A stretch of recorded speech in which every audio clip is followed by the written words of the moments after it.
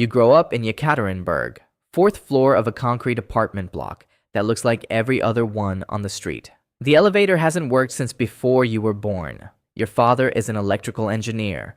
Was. The factory closed in '98. Now he fixes televisions out of the kitchen for cash. Your mother teaches piano at a school where half the keys are dead. Between them, they earn enough to keep the heat on, most months. You're not big, not strong, not fast. In a country where boys are measured by those three things, you're invisible. The kids on your block settle arguments with fists. You settle into the corner of the apartment, and the blue glow of a second-hand computer your father assembled from salvage parts. Pentium processor, 64 megabytes of RAM, a monitor that buzzes like a trapped insect. It's the ugliest thing you've ever loved. You're 11 when you write your first script. Automates a process in a game, so you can farm while you sleep. It's nothing. But the logic clicks in your brain like a key turning in a lock that's been waiting your whole life. Code makes sense the way people don't. People lie, change the rules. Code does exactly what you tell it. If something breaks, it's your fault. You can fix it. You can't fix people. By 14, you're deep in the forums. Russian language boards with names that translate to dark market, Zero Day Club, ShadowNet. You lurk for months before posting. When you do, it's a vulnerability you found in a regional bank's login portal. 15 replies in an hour. People who've been doing this for years asking how old you are. You lie, say 19. A user named Krot messages you privately. Krot means mole. He says your work is clean. Asks if you want to earn. A businessman in Moscow needs his competitor's email archive. He offers 40,000 rubles. Your father makes that in 2 months. You do it in one night. Default passwords on the mail server, no two-factor, logs nobody reads, in and out in 3 hours. Krot pays through cryptocurrency. The money sits in your account like a secret with a pulse. You tell your mother you got paid for fixing a website. She tells the neighbors, her son, the computer genius. You feel two things simultaneously. Warmth because she's smiling, and a cold understanding that you've crossed a line that doesn't have a crossing back. By 16, you're Krot's regular contractor. Corporate espionage, mostly. Email dumps, database copies, occasionally something uglier. Planting files on someone's machine, the kind that end careers and marriages. You don't ask why. The money answers every question. Your father gets new tools. Your mother gets a piano for the apartment, a real one. She plays Chopin on Tuesday evenings, and the sound fills the concrete box like something alive escaped into it. You never meet Krot. Everything is encrypted text that deletes after reading. He could be one person or 10 people or an algorithm. The work is clean. The pay is reliable. You tell yourself you're a freelancer. Technically true. The way a getaway driver is technically a motorist. You're 19 when Krot goes silent. 3 weeks, nothing. Then a new message from a different handle. Krot recommended you before he left. My name is Semyon. I'd like to meet. A train ticket to Moscow arrives at your door the next morning. First class. The restaurant is in a part of Moscow where the cars cost more than your apartment block. Semyon sits in the back corner. Maybe 50, gray suit, no tie. A face assembled from straight lines and right angles. Eyes that process information the way your code processes data. Fast, cold, no wasted cycles. He doesn't shake your hand. Orders for both of you without asking. Then he talks. Krot is in prison. Federal charges. He was careless with his operational security. You were not. That's why you're here. And he's there. He runs the financial side of a Bratva operation in Moscow. Money laundering, wire fraud, digital theft. He needs a technical person, not a contractor. Full-time, embedded.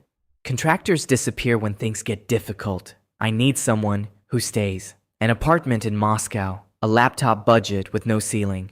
One rule. You work for Semyon. Only Semyon. No freelancing. No outside contacts. You become a ghost with one employer. You say yes before the bread arrives. Moscow swallows you whole. The apartment is in Presnensky district. 2 rooms, a balcony, heat that works. You set up your workspace in the second bedroom.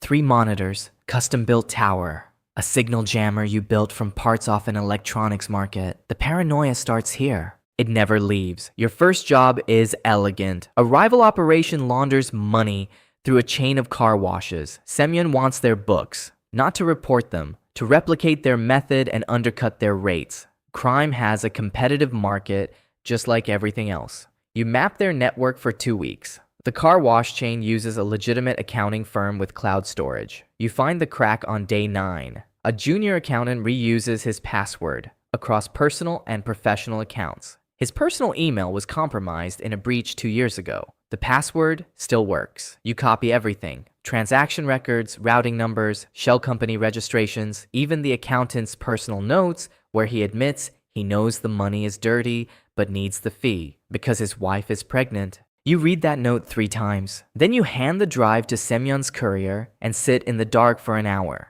You meet the inner circle in pieces. Victor runs enforcement.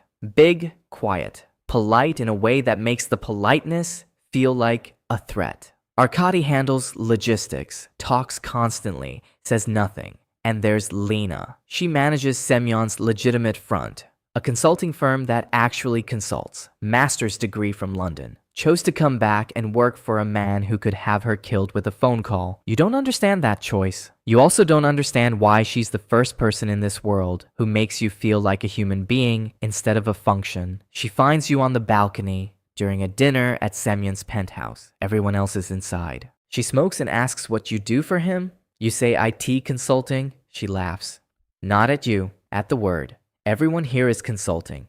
Victor consults people on their health decisions. Arkady consults on travel arrangements. You almost smile. You can't remember the last time that happened. The work escalates. Government databases, police records, banking systems. Semyon wants a customs official's personal communications. You get in through the official's daughter's Instagram. She clicked a link that looked like a brand collaboration. It installed a keylogger. 3 days later, you have every password the official uses. Semyon's customs problem disappears. You build his entire digital infrastructure. Encrypted comms, cryptocurrency transfers bouncing through 6 countries, a surveillance system monitoring police frequencies and cross-referencing officer locations with operational routes in real time. You are architect, engineer, and janitor. You buy your parents a new apartment, tell them you got a corporate job. Your mother asks which company. You name a real tech firm. She looks it up, believes you. Your father asks if you're happy. You say yes. He nods like he wants to believe it, but has spent enough years in Russia to know that money and happiness arrive in different vehicles. Lena starts meeting you outside of work. Coffee, dinners, her apartment, filled with books in 3 languages. She knows what you do, doesn't pretend otherwise. We're all in the machine, she says. The only question is which part you are. The first time someone dies because of your work, you don't hold the weapon. Semyon asks you to locate a man named Grigory who stole and fled. You trace his phone, his cards, his girlfriend's social media. He's in Kazan. You give Semyon the address on a Tuesday. By Thursday, Grigory's name appears in a local news article. Found dead. Apparent robbery. You tell yourself you just found an address. The rationalization fits like a shirt 1 size too small. It covers you, but you feel it pressing everywhere. Victor is arrested on a Friday, weapons charges, out on bail by Monday, but someone talked. Semyon asks you to find the leak.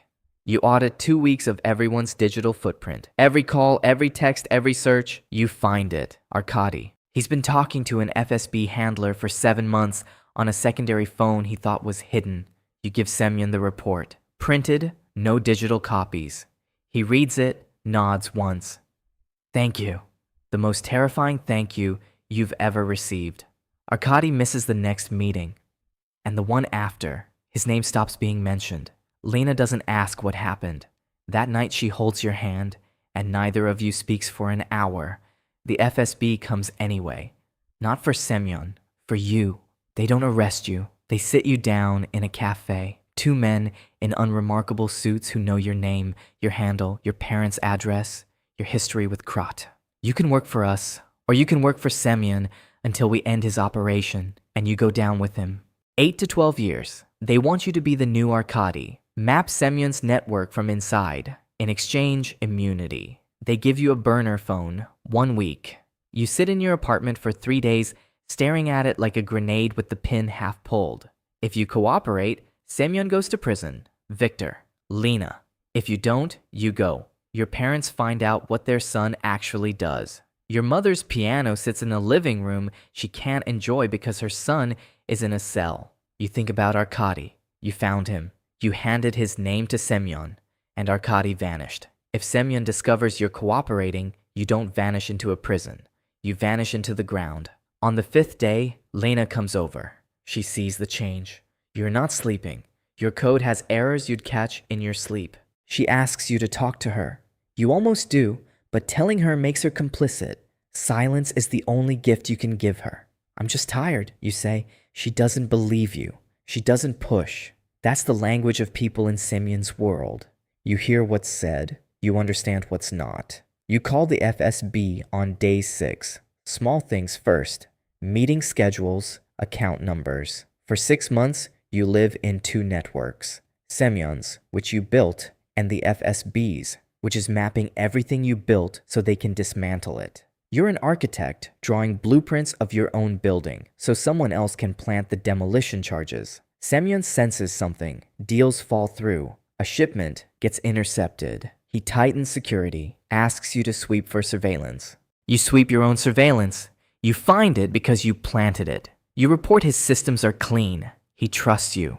You've never felt worse about being good at your job. The raid happens on a Wednesday, 6 a.m.